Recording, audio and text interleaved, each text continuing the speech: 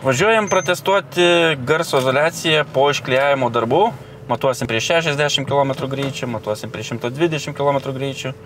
Prieš klijuojant pasimatavom, pažiūrėsim, kokį pokytį mes gaunam. Visiems, kam klijuojam pilną garso izoliaciją, matuojam. Na ką, bandom 60 dabar. Gerai.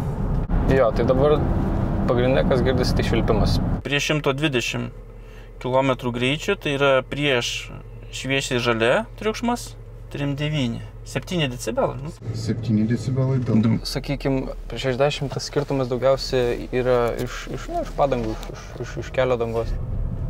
Nu, žemų dažnių srityje bus ten kokie 4-5 matau, aukštesnių 3-2 kokie. Prieš 60. Pravažiavom visi kartu ir su klientu kartu su šito automobiliu. Man buvo įdomu iš karto reakcija paklausti, kaip pojūtis, kaip ką. Sako, nu tikrai gerai jaučiasi, ženkliai jaučiasi, iš tikrųjų man irgi gerai jaučiasi ir, nu taip, kaip ir tikėjausi, sako, išryškėjo garsai per stiklą ir padidėjo, atrodo, kad variklis geriau girdisi jau. Nu, bet jisai švaresnis vis tiek girdisi, nes kai apsiklijuoja posparniai, kapotas, dugnas, tai apsivalo visi pašaliniai negražūs triukšmai, variklis pagražėja garsas, jo pašvarėja.